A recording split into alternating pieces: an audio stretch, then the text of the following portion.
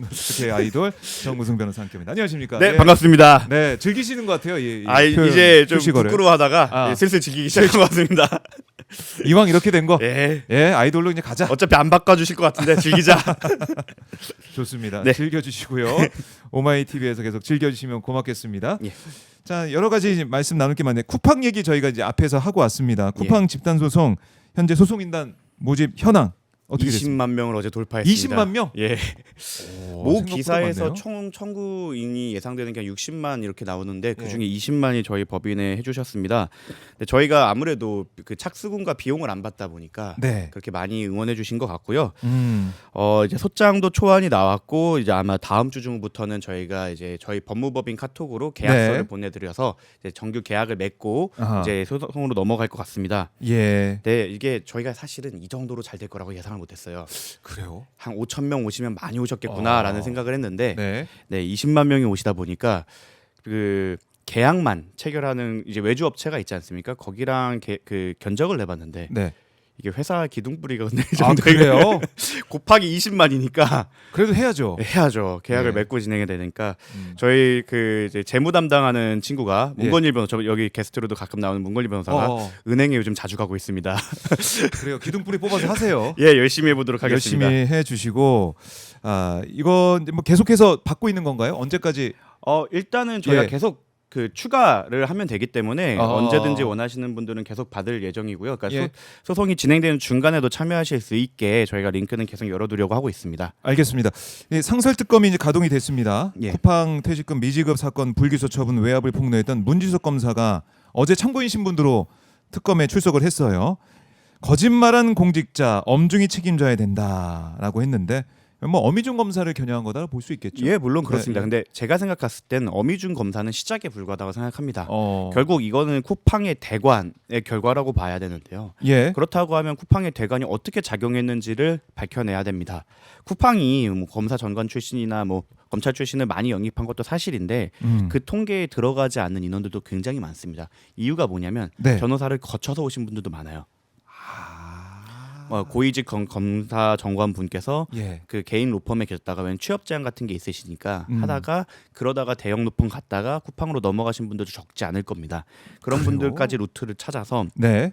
왜 어미중 검사가 굳이 무리를 해서까지 쿠팡을 봐주려고 했는가를 밝혀내야 되기 때문에 어미중 검사의 소환은 사실 이 수사의 꽃이 아니라 네. 시작이어야 됩니다. 시작이어야 된다. 하지만 걱정이 많이 되는 게 예. 쿠팡의 대관이 말씀드렸다시피 한 뭐 정치인 아니면 한 검사에 국한되는 것이 아니기 때문에 과연 상설 특검이 이거를 뚫고 그 어떻게 보면 사법계 전반에 법조계 전반에 이어진 뿌리 깊은 대관 로비를 밝혀낼 뿌리까지. 수 있을지는 좀 의문입니다. 예, 수사 기간은 뭐 연장해서 90일인데 그 안에 그러니까 어미준으로 끝난 게 아니라 그 뒤에 누가 있는지 뿌리가 어디까지 뻗쳐 있는지 여기까지 봐야 되는데 상설 특검 이제 의지를 가지고 출범했으니까 잘 해주기를 바라고 있겠고 문지석 검사 소환을 했다. 그러면 수사 프로세스를 보면은 어떻습니까? 그 뒤에 뭐 어미준 검사가 나온다 이렇게 보면 되겠습니까? 그렇죠. 근데 아마 좀 텀이 있을 거라고 생각합니다. 왜냐하면 어. 문지석 검사 이제 어떻게 보면 고발인이나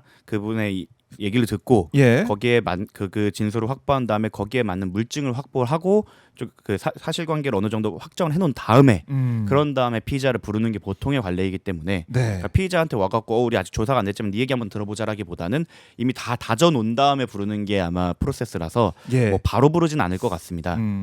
그걸 뭐 이제 자료 제출한 그 내용들을 분석한 다음에 그렇죠. 부를 것이고 알겠습니다. 검찰 윗선 외압의 유무 전 이것도 너무나 이것부터 이제 궁금한 거죠. 어미준 검사 포함해서 검찰 윗선이 또 있나 싶어가지고 과연 이거를 예. 어미준 검사 차원에서 결정할 수 있었을까? 음. 그리고 대관을 함에 있어서 그쪽에만 줄을 댄다라는 네. 것도 이상하죠. 사실 그분 위로 그분 아래로 음. 여러 루트로 갔을 것 같은데 그게 다 밝혀지는 게 과연 가능할지도 걱정이 되지만 네. 사실 목표는 그렇게 잡아야 된다고 생각합니다. 아 그래요. 지켜보겠습니다. 예. 그리고 이제 통일교 의혹 이게 전재수 전 장관이 어제 한국에 도착하자마자 장관직에서 스스로 이제 물러난다 사의 표명했고 바로 사표가 수리가 됐습니다. 이 의혹 불거졌을 때 딱 든 생각 우리 정 변호사의 생각 어떻습니까? 일단 네. 떳떳해 보이신다는 생각은 했습니다. 어허. 왜냐하면 빠르게 수사를 받아서 의혹을 해소하고 다음 스텝을 나가겠다는 전재수 장관의 의지가 읽혔고요. 의지가 읽혔다. 근데 이제 통일교에서 유 본부장이 이 얘기를 했을 때는 윤영호 전 본부장. 윤영호 전 본부장이 예. 그 얘기를 했을 때는 이거는 결국 그분도 통일교한테 버림을 받았다고 하지만 돌아갈 곳이 통일교구나 라는 것이 저는 읽혔습니다. 그래요? 왜냐하면 왜요? 이 발언을 함으로써 사실은 본인에게 이득이 될 게 하나도 없습니다. 어떻게 보면 자신의 죄가 더 늘어나는 거예요. 그렇죠. 예. 나 이거만 이거 더 있어. 준 거 더 있어. 내 죄가 더 많아. 이런 예. 식이니까. 그러니까 이게 플리바게닝을 위했다라고 하기에는 예. 김건희 특검의 수사 범위가 아니에요. 어허. 근데 이 말을 했고 이거를 그 이제 공판이 진행 중 결심 공판 직전에 이거를 노출을 시켰다는 것은 네. 사실 저는 그 본부장이 윤 본부장이 통일교에 보내는 나는 아직 통일교를 버리지 않았어. 나 돌아갈 곳을 마련해줘라는 약간의 구애 신호라고 생각을 했습니다. 그래요. 근데 어제 나온 거 통일교의 입장을 보니까 개인 일탈이다. 윤용호의 개인 일탈이다. 그러고 사과하는 모습이었는데 이거는 어떻게 해석해야 됩니까? 프로포즈를 보냈다고 모두가 다 받아주지 않지 않습니까? 끝이야 이런 건가? 왜냐하면 그쪽 입장에서는 지금 참 어머니 들어가셨고 예. 예, 그쪽 입장에서는 계속 개인의 일탈이다라고 예. 이렇게 막고 있는데 윤 본부장 입장에서는 이게 내가 개인의 일탈로 했지만 네. 이게 여러 부분 방면으로 했다라는 식으로 이렇게 하는 게 아닌가 물타기를 좀 했던 것 같습니다. 아니면 자기가 개인 일탈로 가져가면서 좀 꼭 우리가 그 김건희 윤석열과 관련된 부분만 한 게 아니다라는 식의 물타기를 하려고 한 건지 여러 가지 방법이 있을 것 같은데 결국에는 통일교 쪽에선 받아주지 않더라도 윤영호 전 본부장은 프로포즈를 보냈다 이 정도로는 해석되는 것 같습니다. 그럼 앞으로 이제 수사 어제 당장 이 국수본에서 갔잖아요. 가서 방문 조사했잖아요. 이걸 통해서 자신이 가지고 있던 것을 다 얘기했을 것 가능성. 근데 일단 과거 권성동의 사례를 보시면 좀 정확할 것 같은데 윤영호 네. 전 본부장 같은 경우에는 그런 거 뇌물을 보내거나 했을 때는 수많은 증거를 남겨놓습니다. 사진도 찍어놓고 문자도 보내놓고 왜냐하면 이게 사실 배달 사고가 정말 많지 않습니까? 뇌물 같은 경우에는 예. 그렇기 때문에 그거 내부에서 그런 의혹도 피해야 하고 나중에 문제됐을 때 같이 죽기 위해서라도 이런 증거를 분명히 많이 확보해 놨을 겁니다.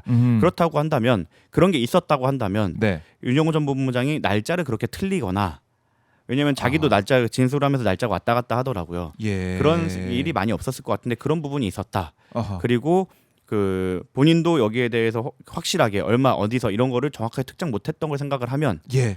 저는 조금 빠르게 해소가 될 것 같고 그래요? 예, 그래서 아마 어제 국수본이 방문했을 때는 오히려 저는 그래서 그 유의미한 진술은 많이 안 나왔을 것 같습니다. 그렇네. 권성동 때랑 비교해 보면 그때는 우리가 보도나 아니면 수사 상황이 나오는 걸 보면은 뭔가 진짜 객관적인 증거라고 볼 수 있는 게 있었어요. 진짜로 소리 말 감고 싶었다라고 감고 싶었다 하면은 그러면? 이런 발표를 하지 않고 네. 그 객관적 물증을 언론에 하나 띡 보냈겠죠. 그러니까 전재수 장관 관련해서 뭐가 있는 그런 게 메모라든가 사진 이런 게 나와야 되는데 지금 이제 어제 보도가 되고 있는 이런 거는 국제신문에서 보도된 상황 이런 걸 보면 2018년 5월 27일 이때 이제 통일교 부산 오지구 행사가 열렸다. 그리고 성당 홈페이지에 나온 기념 미사 사진 당일 행사 계획표를 보면 미사는 10시 30분에 시작이 됐다. 전 장관이 촬영한 기념 사진에 나오는 시계는 12시 12분을 가리키고 있다. 그러니까 통일교 부산 행사 이때 2018년 5월에 참석해서 한 총재와 와인을 마셨다는 일부 언론 보도가 있었는데 이 같은 날 이 오전 10시 행사에 참석해 한 총재와 만난 다음에 이 북구의 성당까지 이동하는 건 말이 안 된다는 전 장관의 주장이 나온 거예요. 사진까지 보도가 되고. 그리고 사실은 이러한 사실관계는 신빙성을 판단하는 거에 불과하고 돈은 뭐 나다른 데서 줄 수도 있으니까. 근데 이만큼 윤 전 본부장이 권성동 때와 다르게 신빙성이 높지 않다라는 거 확인할 수 있는 거고. 네. 혹시 제가 그 찾은 자료 한번 보여주실 수 있을까요? 예, 저희가 한번 제가 보여드릴게요. 어제 구글링을 하다가 구글링. 어제 궁금해서 좀 찾아봤는데 이런 게 있더라고요. 이게 통일교 행사에 네. 아마 이때는 코로나 때라서 이제 영상 축전을 보냈던 정치인 분들인 것 같습니다. 네, 이번 지방선거에 나오실 만한 분들도 많이 있죠. 네. 사실 생각을 해보면 통일교는 워낙 큰 집단이고 많은 표를 갖고 있기 때문에 정치인이 그냥 접촉한 사례는 그냥 지금 네이버나 구글을 찾아보더라도 너무나 많습니다. 심지어 트럼프 대통령도 축전을 보냈더라고요. 뭐 아베 전 이제 고 아베 총리도 보냈고 그걸 만약에 그렇게 지금 이렇게 만났다. 아니면 같다라는 것만 문제가 된다고 하면 사실 저기 있는 분들 다 문제돼야 됩니다. 트럼프도 그러면 그렇죠. 그러니까 결국 진짜 문제가 되려고 한다고 하면 앞세. 예. 대각관을요? 진짜 문제가 된다고 하려고 하면 사실은 불법적인 돈을 보냈는가, 아. 그 권성동처럼 현금이나 이런 불법적인 돈을 보냈는가에 대한 입증이 필요한데 예. 윤 전 본부장이 권성동 때와는 다르게 언제 만났다를 얘기하는 건 사실 얼마를 줬고 내가 뭘 줬는지에 대한 입증이 조금 부족하지 않기 때문에 이런 언론 플레이를 하는 게 아닌가. 그래서 쟁점을 좀 두 개로 나누셔야 됩니다. 두 개로 나눠야 된다. 불법적인 뇌물증여가 있었는가와 예. 통일교 묻었느냐 아하. 애를 나눠야 되는데, 근데 워낙 통일교가 전방위적 로비를 했기 때문에 저런 축전이나 그리고 표가 많기 때문에 저런 축전이나 이런 걸 보낼 수는 있습니다. 근데 그걸로 인해서 수사를 받아야 되고 출마를 하면 안 되느냐라고 한다고 넓혀버리면 아마 여기서 특검하자고 나서는 분들도 뭐 쉽지 않을 겁니다. 그런 식으로 하면. 그래서 네. 뭐 물론 우리 대통령님께 말씀처럼 그 묻은 사람이나 이런 거 불법적인 거 있으면 다 수사해. 저도 그것도 맞다고 생각을 하지만 만약에 축전 하나 보냈다. 그리고 만약에 통일교 입장에서 감아보려고 네. 쪼개기 후원을 했던 거 아니면 그냥 일방적으로 후원을 하는 건 합법적인 루트로 후원금을 보내고 영수증 처리를 했다고 하면 그거를 막을 수 있는 방법도 없지 않습니까? 그런 기준도 잘 예. 세워서 들여다봐야 될 거고. 어쨌든 이 권성동 때와 비교를 해본다 그러면 그런 어떤 불법적인 돈 아니면은 조직적인 개입 이런 걸 계속해서 해왔다.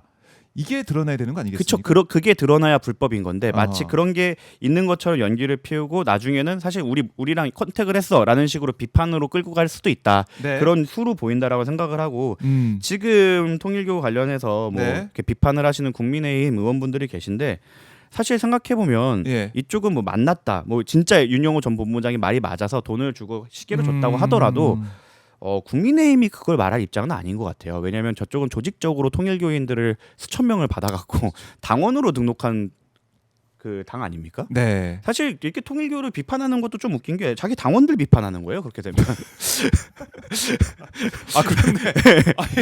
아니, 우리 당의 주인인 당원을 네. 비판하고 있어요? 국민의힘은 지금 당원을 비판하고 있는 겁니다. 그래서 이것도 참 모양새가 이상하다 싶습니다. 그래요. 자, 어쨌든 이재명 대통령이 신속한 수사, 엄정 수사를 지시했고 경찰도 열심히 수사하고 있어요. 움직이고 있습니다. 빠르게 움직이고 있습니다. 이 수사 상황, 특검까지 가야 된다라는 얘기, 개혁신당, 뭐 국민의힘 계속 하고 있는 거 아니겠습니까?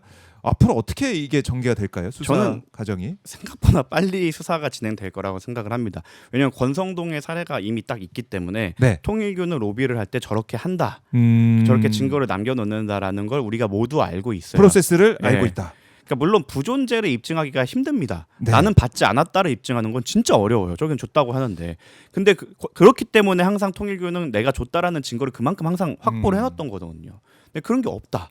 라고 하면 생각보다 빠르게 네. 결과가 나올 수도 있고, 그렇다고 하면 전재수 장관이 정말로 빠르게 이거를 털고, 네. 그러니까 지금 장관직을 던진 거는 사실 해양수산부가 많은 일을 해야 되는데 내가 장관으로서 수사를 받아러 다니고 뭐를 하게 되면은 렉이 걸릴 수 있기 때문에 그렇다고 생각을 하는데 네. 그 의도대로 빠르게 수사가 결말이 나고 이제 다음 스텝을 밟을 수도 있지 않을까라는 희망의 루를 돌려봅니다. 그렇네요. 오히려 빠르게 수사가 전개가 돼서 진실이 드러날 가능성이 크다. 전재수 전 장관 절대 이렇게 금품수수한 적이 없다. 이런 의혹 사실이 아니다라고 강조를 하고 있습니다. 정동영 장관도 어째어째해서 한번 가서 윤영호 10분 만났다. 이 해명 어제 내놨어요. 가장 클리어한 해명이 아니었나 싶어요. 만났다. 언제 며칠 누구와 함께 만났고 뭐 없었다라는 걸 정확하게 말을 했고 네. 이렇게 하면 끝나는 겁니다. 그래서 한번 가서 만난 것 같다 뭐라고 할 거면 네. 그러면 저는 정말 다 같이 동기어진이 되지 않을까 싶습니다. 왜냐면 사실 지금 통일교만 문제가 됐지 신천지 의혹은 아직 특검이 건들지도 못했거든요. 네. 사실 국민의힘과 신천지 관련해 갖고 여러 의혹이 있지 않았습니까? 진짜 특검을 원할까요 그쪽에서? 특검하자고 얘기는 하고 있지만 네. 원할까? 네. 그야말로 뻥카 아니냐? 네, 저는 그 블러핑이라고 생각합니다. 블러핑 아니냐? 그래요. 자, 통일교 의혹. 이재명 대통령이 정면 돌파를 선택을 했고, 그러니까 윤석열 정권 때와는 정말 다른 모습이에요. 이것도 윤석열 정권 때 어떻게 했을까 뭐 생각을 해보면은 이거 덮고 그냥 그 당시 경로하시고, 경로하시 민주당만 계속 팠겠죠. 그게 아니다. 여야 불문하고 다 들여다봐라. 이거는 뭐 잘했다. 저는 사실은 그러니까 어쩔 수 없이 통일교가 묻은 정도는 모르겠지만 네. 정말로 이 통일교의 전방위적 로비는 공공연한 사실이라고 막 소문이 많이 돌았고 그렇다면 이 기회에 뭐 검찰 개혁도 좋고 뭐 네. 개혁도 좋지만 이 부분도 한번 그 대한민국 사회의 고질적 병폐 중 하나이기 때문에 뿌리 뽑고 가는 것도 좋다고 생각을 합니다. 그런 그래요? 취지에서 대통령님께서 말씀하셨다고 생각합니다. 네. 그리고 이제 종교 이제 단체 이제 법인체의 이런 정치 개입 이거 안 된다. 일본 사례까지 얘기를 하시면서 해선 안 되냐. 이걸 계속 연속으로 물어보세요. 국무회의 때 법제처장한테. 보통 될 때까지 물어보시더라고요. 끝까지 갑니다. 이거. 네. 끝까지 간다.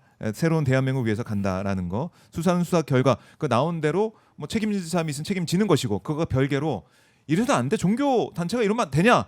이거 갖는다는 거예요. 그렇죠. 만약 수사 결과에 뭐 전재수 장관이 아니더라도 누군가 정치인들이 문제가 된다면 네. 그걸 오히려 동력으로 삼아서 개혁으로 밀고 갈 그럴 대통령이죠. 네, 이재명 대통령 우리 국민들이 이 사안도 들여다보고 믿고 있습니다.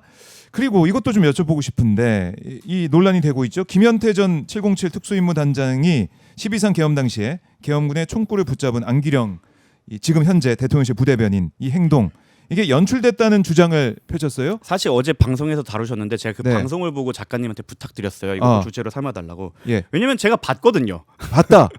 정근순 변호사 그 현장에 있었습니까? 예, 저 국회 본관 앞에서 그 문을 막고 있지 않았습니까? 그 앞에서 이제 주진우 기자님이나 안규령 대표님 이렇게 막 하고 계셨거든요. 그때 충돌 과정에서 네. 정근순 변호사 현장에 있었다. 네, 저 뒤에 보면은 이제 술 취한 사람이 나오는데, 깜짝이야. 이게 정근순 변호사예요? 저기 어떤 상황이냐면 예. 이제 지금 헬기 온다, 인터뷰 하실 때 아니다, 가셔야 된다라는 말할 타이밍을 보고 있는 취객입니다. 그 얘기를 하려고 뒤에서 저 상황을 보고 말을 있었다. 중간에 끊을 수는 없으니까 제가 입을 계속 막 이렇게 하잖아요. 그러니까 지금 가야 된다, 군대 온다, 예. 인터뷰 하실 때가 아니다라는 거를 하려고 얘가 자꾸 계속 째려보죠. 째려보고 있는 상황. 정근순 변호사. 예. 저 때가 더 짧은 머리가 더 잘 어울리는 느낌도 들고. 좀 인상이 세게 보여. 저 때가 지금 얘기를 하고 있는 거예요. 가야 됩니다. 헬기 온다고. 헬기 옵니다. 빨리 가야 됩니다. 오마이 TV 생중계 잡힌 그렇습니까? 예. 오마이 TV였습니까? 오마이 TV 생중계 저희 나간 겁니다. 네. 정근순 변호사 등장했고, 자 이게 본관 앞에 저 문 앞에 제가 있었어요. 문 앞에 있었고, 제가 봤거든요. 자 이게 이제 안기령 부대변인이 이 계엄군의 총구를 붙잡고 저지하는 모습이에요. 네, 이게 예. 저 상황을 좀 설명을 드리면 군 병력이 들어왔다가 나갔다 이 과정이 되게 많았어요. 마치 웨이브 타는 것처럼 굉장히 많았기 때문에 그 과정에서 이제 실랑이가 있었던 거지. 갑자기 네. 뭐 안기령 대변인이 뭐 세팅을 하고 나갔다? 저는 만약에 그게 김현태 그 전 특임단장의 말이 사실이라 그러면 그것도 참 대단한 분이다. 연약한 여성분이 특임대를 상대로 그 짧은 순간에 기획을 해가지고 저런 모습을 만들었다. 저 정도면은 그 K컬처의 선봉장으로 내세워야 된다. 말이 안 되는 말이고요. 화장은 원래 하고 다니시고, 그리고 뭐 보디가드가 있었다고 하는데 저분이 보디가드입니까? 그리고 그것도 슬픈 거예요. 우리나라의 707이 고작 보디가드 한 명한테 제압을 당했다? 말이 안 되는 거죠. 네. 저 때는 그냥 정말로 아비규환이었고, 사실 이제 조금 입체적으로 우리가 좀 보고 이러니까 상황이 보이지만, 맞아요. 제가 저기 있었을 때나 안기령 대변인이 저기에 있었을 때나 저희는 외부 정보를 잘 못 받고 있었습니다. 이거 저 때는 그야말로 목숨 걸고 저희 현장에 달려간 거 아니겠습니까? 예, 맞습니다. 어떻게 될지 모르고 총구를 붙잡는 걸 기획을 해서 연출을 해가지고 총구를 붙잡았다. 이 현장을 우리 국민들께서 다 지켜보고 계셨고, 영상이 있어요. 영상이 있는 것이고, 지금 오마이 TV가 촬영한 거예요. 그 현장을 지켰던 오마이 그렇습니까? TV 현장 모습 보고 있는데, 문도 제가 갔다 왔다 했는데 갔다 왔다 돌아다녔었는데 이걸 기획을 하고 연출했다. 이러다 보니까 안기령 이제 부대변인도 입장을 냈습니다. 바로 법적인 조치를 취하겠다라고 얘기를 했어요. 이거는 가만히 있을 수 없는 거 아니겠습니까? 안기령 부대변인 입장에서도. 그러니까 이거를 만약에 같은 이제 안기령 대변인을 아끼는 입장에서 그때 위험했어 이렇게 말을 하거나 그때 너무 나갔어 이렇게 조언을 해줄 수는 있죠. 근데 그거를 지휘했던 군 단장이 이런 식으로 얘기하는 건 말이 안 되죠. 사실 김현태 전 단장은 여러 가지 정말 그 707 특임단장으로 하기엔 하남자스러운 명모를 많이 보였던 게, 사실 계엄이 딱 진압이 되고 어떻게 보면 우리가 제압을 국민들이 하고 그 다음 날인가 며칠 뒤에 그 길에서 울면서 마치 양심 고백하는 척하지 않았습니까? 맞아요. 처음에 그것도 하남자스럽긴 한데 그 다음에 예. 자신을 해외로 보내줄 그 조건으로 또 갑자기 입장을 바뀌기도 했어요. 그러고서는 이제 와서 재판에선 이런다. 참 군인답지 못하다. 군인답지 못하다.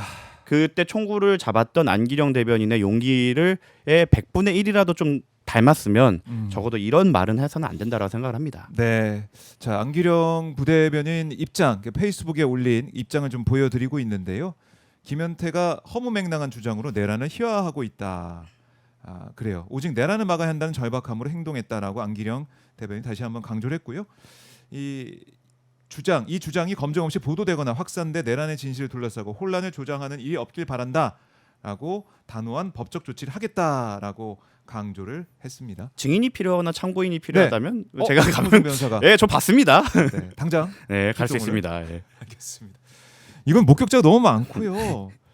자, 우리 뭐 현찬이님도 말도 안 돼요. 연출이하고 말도 안 됩니다. 저도 그날 갔어요. 이렇게도 말씀하고 계시고, 저걸 연출, 목숨 걸고 연출. 현태는 군인이 아니다. 할미님의 이런 의견도 댓글로 올라오고 있습니다. 이거는 말도 안 되는 주장. 저렇게 하다가 엉켜갖고 총구를 잡은 건지 잡혔는지 아무튼 그렇게 서로 실랑이가 된 건데 그거를 연출했다고 말하는 건 왜냐면 이렇게만 나중에 안기령 대변인이 찍혔기 때문에 마치 안기령 대변인이 못 가게 막 저러는 것처럼 보이지만 첫 장면부터 보시면 그때 웨이브가 들어왔다가 거기서 이제 스티치가 되고 그 다음에 떼어지는 과정입니다. 그래서 저거는 사실 저 현장을 못 봤던 사람도 워낙 많고 못 봤던 김현태가 저렇게 얘기할 건 아니죠. 그렇네요. 목격자들이 너무 많다. 정구승 변호사도 그 역할을 하겠다라고 얘기를 하겠습니다. 그러니까 이걸 이제 1년이 지났습니다. 뭐 길면 길고 짧은 시간인데 그 사이에서도 정리가 제대로 안 되다 보니까 이런 김현태 주장 이런 것들이 또 대대적으로 확산되고 있는 상황. 아직 종식이 안 되고 정리가 안 된 이 내란의 이 뒤의 모습을 보여주고 있다 이런 생각도 들어요. 그렇죠. 그리고 저는 김현태가 자기 무덤을 팠다고 생각합니다. 우리가 사실 군사법원이 공개가 잘 안 되기 때문에 그냥 조용히 뭐 처벌받고 끝날 수도 있었는데 우리의 모두의 공분을 다시 한번 자신에게 모으는 바보 같은 짓을 한 거죠. 오히려 김현태가 큰일 난 거 아니냐. 이거 기자분들이 또 궁금하지 않겠습니까? 김현태는 그렇죠. 왜 저렇게까지 할까? 하면서 이제 또 알아보시지 않을까? 저는 또 많은 또 진실이 밝혀질 거라 생각합니다. 네, 그래요. 안기령 부대변인의 단호한 입장까지 저희가 이제 봐왔고 다시 뭐 특검 얘기를 해보자면 내란 특검 이제 뭐 막바지 끝이죠. 이제 수사가 마무리되고 있고 다음 주에 조은석 특검이 수사 결과 발표 브리핑도 예정을 해놓고 있습니다. 박성재 전 장관 내란 중요 임무 종사 직권남용 권리행사 방해 부정척탁 금지법 위반죄로 불구속 기소했는데 결국 불구속 상태로 재판에 넘겨졌네요. 이 정도 혐의가 있는데 그리고 증거인멸의 우려나 진술 오염의 우려가 이렇게 있는데 구속영장이 여전히 나오지 않는다. 이거는 정말 나중에 저희가 그 사법부 관련해서 역사책이 작성이 된다면 이 박성재 전 장관에 대한 구속영장 기각은 정말 흑역사로서 그래요. 큰 한 페이지를 두고 그러니까 마일드스톤이 하나 될 거예요. 이게 기점이었다라거나 이게 대표적인 사례이다로 기술될 정도의 정말 부끄러운 결정이 아니었나 싶고 저는 사실 계속 좀 항의 차원에서라도 영장을 쳤으면 좋겠다라는 생각을 갖고 있었지만 아무래도 시간적 그 제한이 있다 보니까 불구속으로 기소를 하는 걸로 보입니다. 그러니까 지금 기소되는 내용을 보면은 진짜 이거 어떻게 구속이 안 됐을까 하는 생각 다시 한번 하게 되는데 저는 이상민 전 장관의 분노에 공감을 합니다. 왜 나만 그래? 제가 더 심한데 그 말을 하고 싶었을 것 같아요. 그러니까 아니에요. 증언 거부가 아니라 선서 거부를 했던 건 사실 사법부에 대한 불만 표출이거든요. 저는 오랜만에 이상민 전 장관에게 공감을 했습니다. 응원할 수 있는 공감할 수밖에 없는 상황. 그러니까 이상민 장관도 판사 출신이기 때문에 그러니까 다 같은 법원 가족인데 이게 구속이 안 돼. 심지어 박성재 전 장관은 검사 출신 아닙니까? 잘 생각해 보면 저쪽은 옆집이고 자기네끼리 얘기할 때 회사라고 하거든요. 옆 회사고 우리는 법원 가족인데 그리고 본인은 단수 정도만 했지 이분은 사람 진짜 잡아들이려고 했고 여러 가지 죄명이 더 많거든요. 근데 왜 나만 이라는 생각을 안 할 수가 없다. 그리고 추경호 전 원내대표도 불구속이 된 상태로 재판에 갔는데 이것도 저도 잘 이해를 못 하겠어요. 저는 이거는 정말 조은석 특검의 회심의 한 방이었다라고 생각을 했는데 그것이 좌절된 거는 이거는 그 영화 제목처럼 풀어줄 결심. 이런 느낌이 있지 않았을까 생각을 합니다. 왜냐하면 예. 그때 당시 신문 사항에 대해서 신문했던 내용이 몇 개 보도가 되었는데 뭐 2분 만에 내란 모의할 수 있느냐 막 이런 식의 그래요. 질문이 예, 있었다고 예. 해요. 저는 그거를 변호인이 했다고 해도 어쩔 수 없는 정말 마지막 수였구나라고 했는데 이거를 영장실질 판사님이 저렇게 물어봤다고? 왜냐면 아니 미리 네. 조율을 했다가 그날 이렇게 구체적인 설명을 받았을 수도 있고 그리고 2분 만에 조율이 안 될 것 같지 않습니다. 2분 만에. 네, 생각보다 2분은 긴 시간입니다. 그렇죠. 네. 그리고 뭐 이번에 또 뭐 이하상 변호인이 30초 만에 적어보라 해서 15초 만에 적는 그런 촌극이 나오지 않았습니까? 그것처럼 생각보다 2분이 꽤 길어요. 그냥 앞뒤 설명 없이 추경호 제가 윤석열의 빙의를 한다면 네. 추경호 지금 본회의장으로 가면 같이 잡혀 들어간다. 그러니까 우리 의원들 다 거기서 내오게 하고 우리 의원들 거기 못 들어가게 해. 2분 걸립니까? 이거 10초 걸렸나요? 네. 10몇 초. 뭐 윤석열 좀 천천히 하더라도 오래 걸리지 않아요. 그래서 근데 이거를 어떻게 보면 정말 전지적 추경호 입장에서 2분으로 짧게 폄하를 하려고 하는 행동을 변호인이 했다고 하면은 이해합니다. 그건 이렇게 역할이고 그게 일이니까 저도 그렇게 했을 거예요. 근데 이거를 영장실질 판사님이 저렇게 했다는 건 참 의문이다. 왜 우리 의뢰인들한테는 그렇게 따뜻하지 않으면서 저쪽 분들한테 저렇게 따뜻한지. 그렇네. 네. 이게 고비마다 재판부의 판단 이게 너무 아쉽고 화가 나는 부분들이 있어서 결국 그래서 내란 전담 재판부 얘기가 계속 나오는 거 아니겠습니까? 12월 안에 이제 법안 통과는 될 것 같은데 뭐 위헌 소지, 그러니까 위헌이 걱정된다 이런 얘기를 각계각층에서 하잖아요. 이거는 어떻게 보세요, 변호사 입장에서는? 저는 사실은 지금 당장 예. 지금 아니 헌재로 올라간다고 하더라도 위헌이 나오는 6명의 결정이 나올 거라고 생각하지는 않습니다. 근데 어떤 법안을 가져가든 위헌은 누구든 청구할 수 있어요. 그래서 그 자체가 논란이 되고 노이즈가 될까봐. 그리고 윤석열이나 이 예. 피의자들 입장에서는 당연히 위헌 법률 심판 제청을 할 거고 그게 안 되면 헌법소원으로 갈 거기 때문에 네. 어차피 헌소로 갈 거다. 그렇기 때문에 거기서 혹시라도 불상사가 생기지 않게 하기 위해 다져놓고 가자는 거지. 저는 그 위헌 논란을 제기하는 많은 변호사나 그 많은 재야 인사들 중에서 네. 이게 하지 말자라는 입장은 많이 없을 거라 생각합니다. 그쪽 진영에 있는 분들을 제외하거든요. 그냥 어차피 우리 헌재 갈 거고 이미 우리 시작 때부터 할 거 아니었으니 그때 실기했으니 이미 좀 시간은 늦었으니 할 때 제대로 해서 쟤네가 딴소리 못하게 하자라는 취지에 가깝고 지금 현재 판단으로서도 6명 이상 위원을 선고할 것 같지는 않다. 그래요. 그냥 다져가자는 취지로 저는 봅니다. 그래요. 그러니까 이런 뜻이겠죠. 이제 국민 눈높이 이재명 대통령이 강조를 했고 또 이제 위헌 소지 최소화, 그러니까 대통령실에서 그런 얘기를 계속 강조하고 있는데 그러니까 국민들 설득해 가면서 뭐 예. 반대하는 사람도 있으니까 국민 눈높이에 맞춰가는 그게 그 시간이 좀 필요하다. 저는 수기 과정을 좀 더 거치는 수기 과정. 거라고 생각하고 오히려 저는 이때 네. 그 위헌적 부분, 위헌으로 태클 거는 부분 말고 다른 데서 너무 양보하면 최악의 결과가 발생할 수 있다. 양보하지 않아야 되는 부분에서 꼭 양보하면 안 된다고 생각하는 게 네. 최악의 결과는 우리가 이 법안을 통과시켜 갖고 이 그 내란 전담 재판 판사님을 고르는 권한을 조의대 쪽에 많이 줬는데 아하. 제2의 직위원이 항소심을 맡는 게 최악입니다. 그렇죠. 차라리 그 법안은 없는 이만 못하는 법안이 될 수도 있어요. 그렇기 때문에 지금 추천위원회 쪽은 저는 위헌 요소는 많이 없다고 생각해요. 왜냐면 대법관 뽑을 때도 각자의 층에서 들어가고 아니 특검 뽑을 때 대법원장도 막 추천 나왔잖아요. 맞아요. 그래서 생각하면 저는 그건 문제 없다고 생각하는데 그거에 집중하고 있는 것 자체가 2인선에서 뭔가를 하려고 한다라고 생각을 합니다. 예. 그렇기 때문에 이 부분에 대해서는 민주당이 많이 물러서진 않았으면 좋겠다라는 사견을 갖고 있습니다. 그래요. 그러니까 위헌 소지 뭐 있다고 하지만 그건 아닐 것이다라고 보시는 거고 그다음에 너무 이게 법안이 후퇴하게 되면 항소심에서 오히려 잘못될 가능성도 있습니다. 지금의 공수처처럼 될 수 있어요. 그러니까 이게 공수처의 최초 법안은 괜찮았는데 이게 나중에 협의하다 보니까 다시 누더기가 돼갖고 지금 실질적인 실효성 있는 기관이 안 된 것처럼 내란 특별전담 재판부도 그렇게 될까봐 우려가 있다. 그러므로 조금 물러서야 될 때 예를 들어 구속기간이 1년 같은 거는 예. 이 사건만 1년 이런 거는 약간 위헌 소지가 생길 수도 있어요. 이런 거에선 후퇴를 해도 된다고 저는 생각을 하는데 다만 인선이나 이런 부분에서는 너무 후퇴할 필요는 없다라고 생각을 합니다. 제2의 쥐기원이 또 등장하지 말라는 법이 최악입니다. 없으니. 그게. 그러니까 지금 뭐 저희가 계속 지적을 하지만은 쥐기원 판사가 이걸 맡게 된 것도 어떻게 보면 이게 컴퓨터 무작위 배당이 아니잖아요. 굉장히 석연치 않죠. 석연치 않죠. 예. 왜 쥐기원일까? 오락부장이라는 쥐기원은 왜 그 중요한 이 재판을 맡게 됐을까? 그리고 이분은 애초에 이쪽 전담이 아니세요. 그러니까요. 네, 그것도 있고 사실 그거를 떠나서 지기현 재판장님께서 잘하셨다고 하더라도 저는 문제라고 생각해요. 왜냐하면 이 사건은 내란입니다. 컴팩트하게 빠르게 진행돼야 되고 엄숙하게 진행돼야 되는 사건이에요. 네. 지기현 재판장이 뭐 컴팩트하고 했더라도 문제는 지기현 재판장이 일반 사건도 도맡아서 하면서 하고 있습니다. 그러니까 빨리 갈 수 없는 구조였어요. 이거는 지기현 재판장의 잘못이 아니라 네. 조이대의 잘못인 거죠. 그러니까 이거는 그러네요. 구조상으로 대법원에서 조이대. 결국 또 조이대. 예, 애초에 그러니까 인선을 떠나서 인선도 문제지만 인선과 네. 다른 쟁점으로 일반 재판과 병행하게 놔둔 것 자체가 저는 잘못이라 생각합니다. 주 3회, 주 4회 재판이 될 수 있도록 다른 배당을 재배당해 갖고 전담 재판부를 대법원 차원에서 지시를 해서 꾸렸어야 됐죠. 네.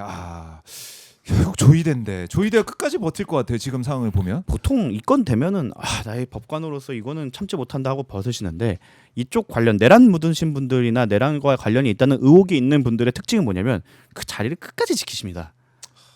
그리고 이번에 이제 공수처에 입건이 됐지만은, 그러니까 고발하면은 자동적으로 입건은 되는 건 맞는데 이제 수사에 착수한 거 아니겠습니까?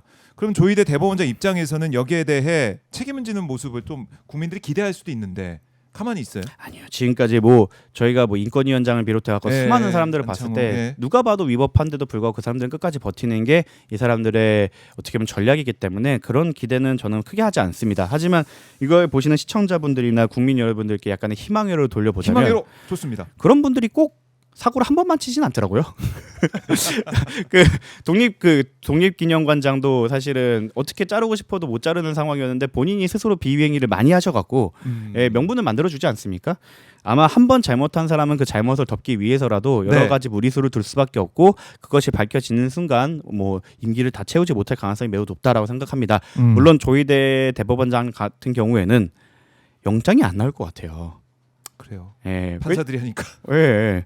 그래서 이것도... 더욱 더 저는 사실은 재판보다 네. 그 전담 재판부가 필요한 건 영장 때문이다라고 생각합니다. 영장. 네. 그렇네. 지금 구속영장이 기각된 게 몇 번입니까? 내란 이 사안 거치면서. 근데 조이대가 그런다면 진짜 영장이 안 나오겠네요. 잘 생각해 보시면 네. 한 2-3년 전에 2년 전에 이재명 대통령과 그 관련자들을 상대로 한 압수수색 영장의 개수를 생각을 해보십시오. 그 영장 출력한 A4 용지만 쌓아도 탑이 될 겁니다. 그렇네요. 근데 지금 이게 그러니까 저는 지기현 재판장에 대한 영장을 청구했을 때 네. 통신영장이 잘렸다는 거를 보면서 통신영장이 잘릴 수도 있구나라는 걸 처음 봤어요. 그래요. 변호사들 보셨을 그냥 때는 통신영장은 거의 자판기 수준이 아니라 그냥 갖고 있다고 저는 그냥 생각을 할 정도로 통신은 원래 나와요? 라는 식으로 심지어 제 것도 털어가시거든요. 자주. 그거 어떻게 해요? 그렇게 되는 내가 인싸가 됐구나라는 생각을 하는 거죠. 인사가 됐구나. 네, 나도 이제 내 것도 보네라는 생각이 들 정도로. 네. 그렇게 그러니까 이게 수사의 제일 중요한 단초기 때문에 기본이죠. 기본이기 때문에 그건 당연히 나오는데 안 나올 수 있거든. 그것도 지기현에 대해서. 네, 통신영장 안 나온 거 보고 깜짝 놀랐습니다. 그러니까 지금 이 거대한 기득권 세력, 그러니까 검찰 얘기를 우리가 많이 해왔었는데 진짜 찐 이 기득권은 사법부 아니냐 이런 생각을 그렇죠. 하게 거긴 됩니다. 건들 수조차 없습니다. 왜냐면 행정부 공무원도 아니라 감사도 못해요.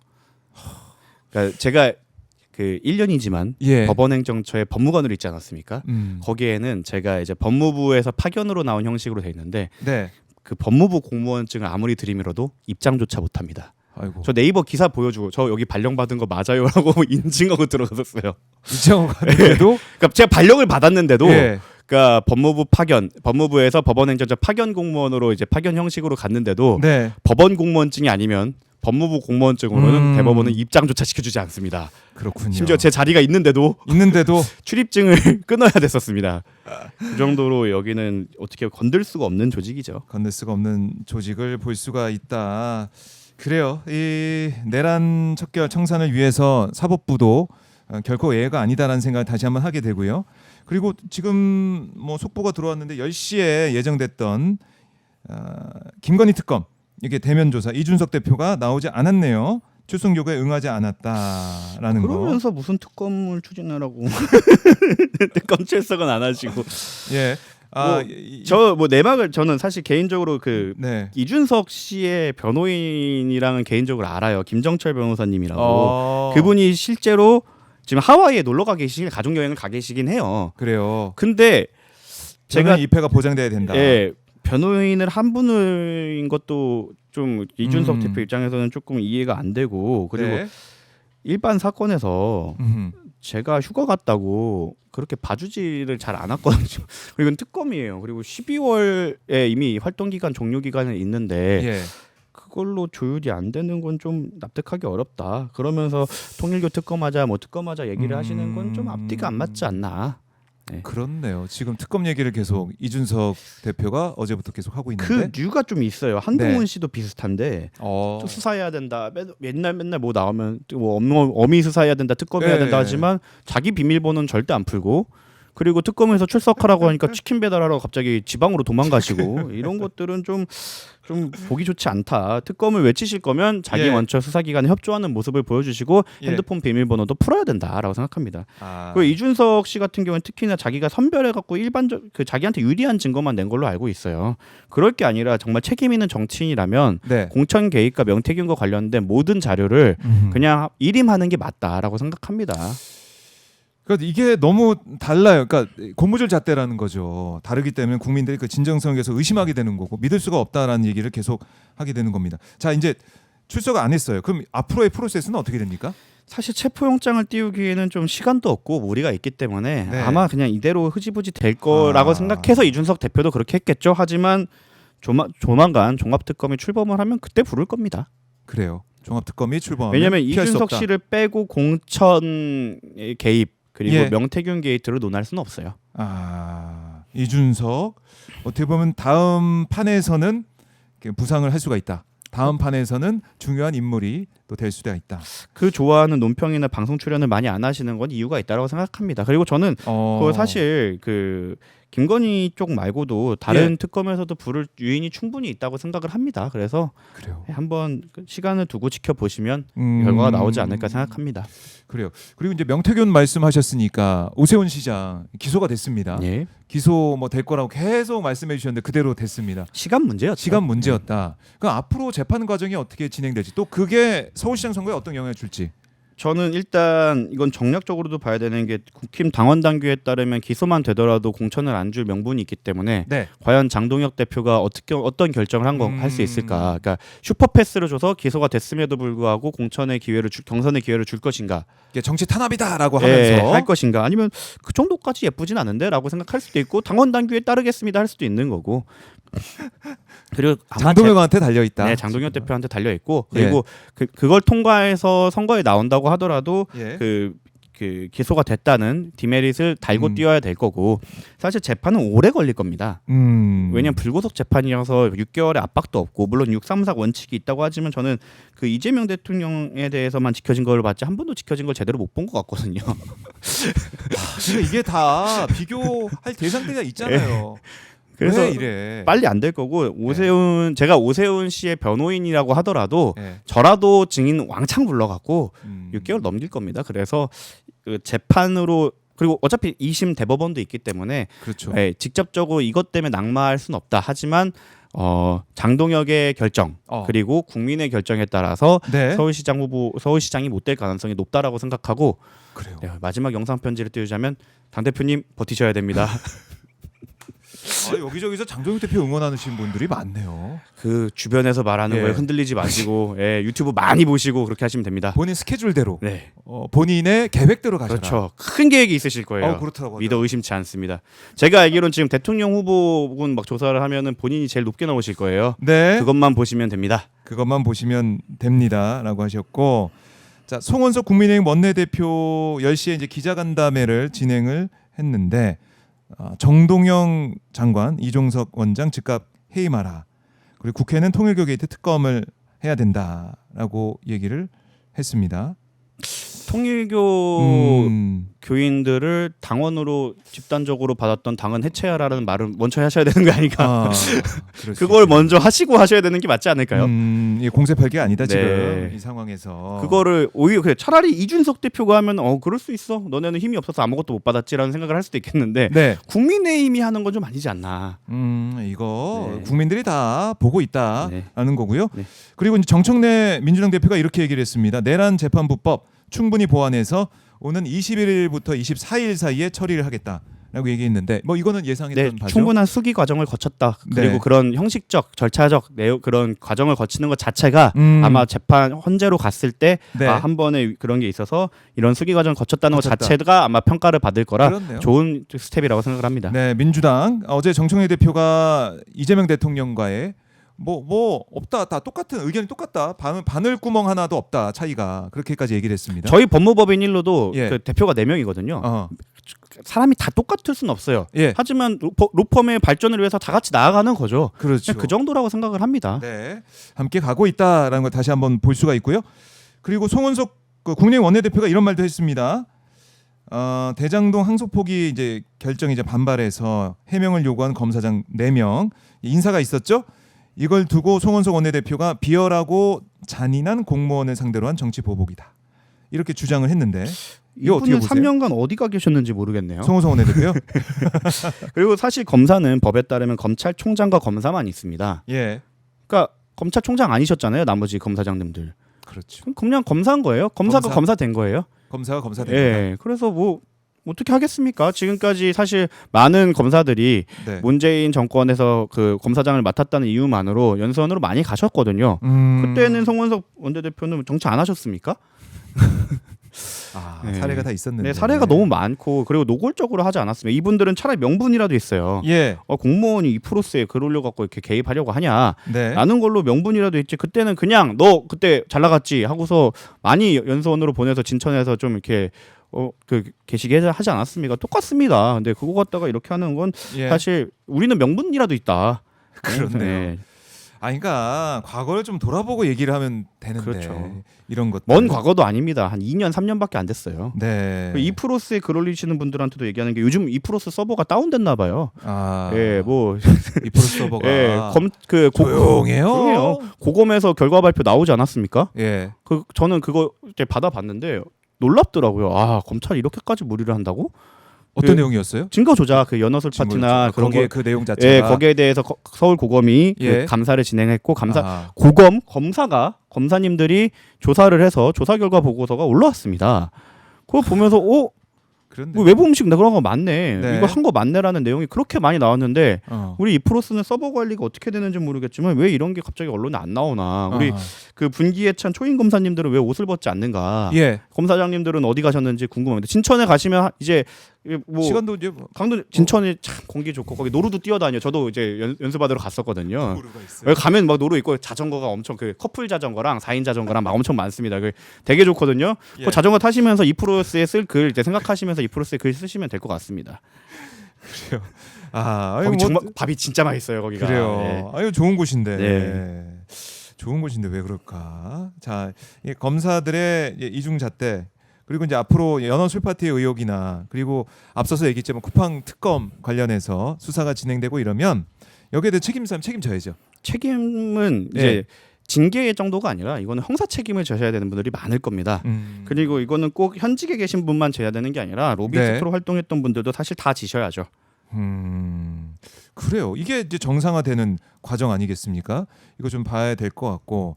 자, 한동훈 전 대표 이제 당계 논란이 있는데 그 당에서 당원 게시판 그 논란 이건 좀 어떻게 관전하고 계세요?